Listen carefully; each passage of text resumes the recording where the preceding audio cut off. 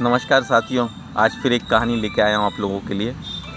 साथियों, एक राजा का दरबार था। एक राजा के दरबार में एक शख्स आया और वो राजा से बोलने लगा, राजा साहब मेरे को एक नौकरी की तलाश है, एक नौकरी लगवा दो ना आप।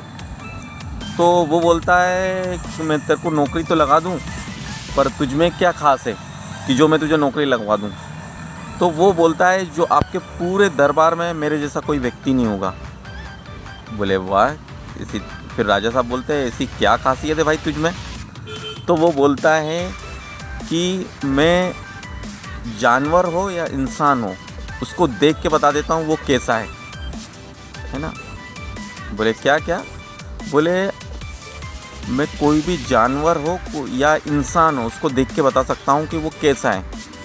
तो बोले बहुत अच्छी बात है। तो बोले इसकी परीक्षा ली जाए। चलो, बोले इसका अनुभव हम लेते हैं। और तो उसको जॉब पे रख लेता है। उसको वो अपने जो अस्तबैल होता है, जो घोड़े वगैरह की, जहाँ पे पूरे घोड़े वगैरह होते हैं, उसका मैनेजर बना देता है वो वहाँ पे।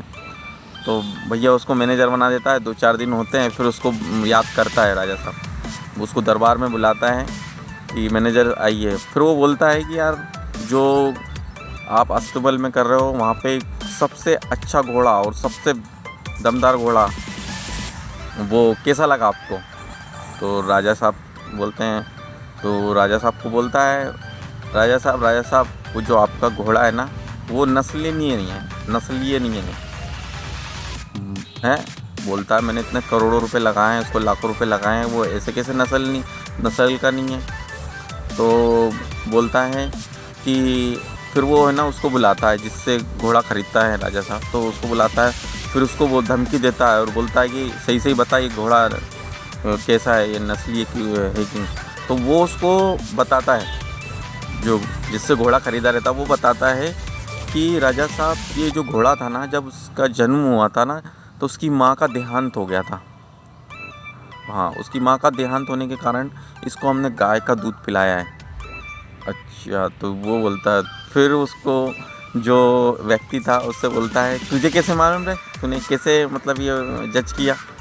तो फिर वो बताता है कि जब कोई भी नस्लीय घोड़ा होता है ना, वो जब घास खाने के बाद अपना मुंह ऊपर कर लेता है, ऊपर मुंह करके घास खाता है। और ये जो है, बोले ये नीचे झुक के घास खा रहा था, तो मैंने वहाँ से अंदाज़ लगाया। तो राजा साहब बड़े हैरान हुए। फिर 2-4-5 दिन बाद फिर उसको याद किया, अच्छा बता, हमारी जो महारानी है, जिसको हम चंद्रपुर के महाराज से ब्याह के लाए हैं, वो कैसी है? तो वो बोलता है, हुजूर मुझे माफ़ करना, अगर मुझसे कुछ गुस्ताखी हो जाए तो आप माफ़ करना। बोले बिल्कुल बिल्कुल। फिर वो जो बोलता है कि आपकी जो महारानी है वो ख़ानदानी नहीं है। बोले हैं, ये क्या बोल रहे हो? तो फिर वो बताता है, क्योंकि जो ख़ानदानी होते हैं वो गाली गलौज नहीं करते हैं अपने नौकर के साथ, व्यवहार नहीं, ऐसा गाली गलौज गुस्से में, और उनका जो व्यवहार है ना, वो ख़ानदानी नहीं है।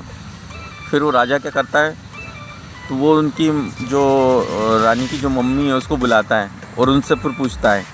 तो फिर वो माफ़ी मांगते हुए बोलती है कि राजा साहब, जो हम लोगों ने जो हमारी बेटी 6 महीने की जब ही ख़त्म हो गई थी, तो हमने इसको गोद लिया था।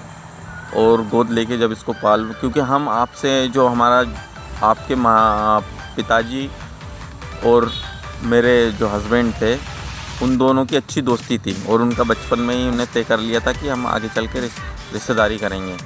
तो मैं आपसे रिश्तेदारी रखना चाहती थी, इसलिए हम लोगों ने वो लड़की को गोद लेके ये शादी की। फिर राजा साहब फिर हो गया, और उस खुश होके ना, जो शख्स है उसको है ना, बहुत सारे, जब वो घोड़े के बारे में बताता है, जब उसको बहुत सारे मुर्गी, बकरी, भेड़ उसको दान में देता है, उसको गिफ्ट में देता है, और अभी भी उसको देता है।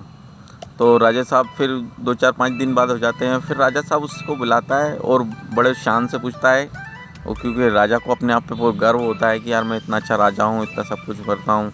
तो बोलता है, यार तू एक काम कर, मेरे बारे में बता, मैं कैसा हूँ, मतलब मेरा क्या? तो राजा साहब बोलता है, मैं बता तो दूँ, लेकिन मेरी जान की सलामती चाहता हूँ। तो बोलता है, अच्छा चल, तेरे को जान की सलामती दी।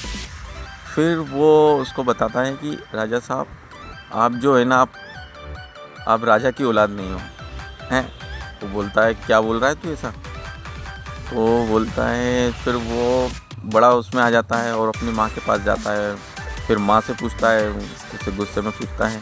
तो फिर माँ उसको बताती है कि जब हमें क्या है, कुछ औलाद नहीं थी, तो हमने ना जो चरवाहा होता है ना, चरवाहा, उससे तुझे गोद लिया है ना, उससे हमने तुझे गोद लिया था, क्योंकि राजपाट को संभालने के लिए हमें कोई ना कोई उत्तराधिकारी चाहिए था, तो हमने उससे गोद लिया था तुझे।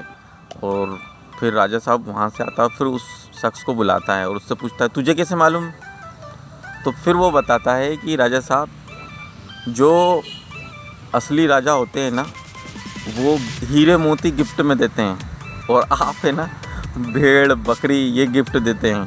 तो मैंने वहाँ से आपका वो अंदाज, वो आपका व्यवहार, क्योंकि कहीं ना कहीं जो पावरफुल व्यक्ति होते हैं, जो रसूखदार होते हैं और जो धनवान होते हैं, उनका व्यवहार ही उनको बता देता है कि ये कितना वो है ना। तो हमेशा अपना व्यवहार, उसका व्यवहार ही बताता है कि वो किस ख़ानदान से है, और उसका व्यवहार ही बताता है कि वो कैसा है।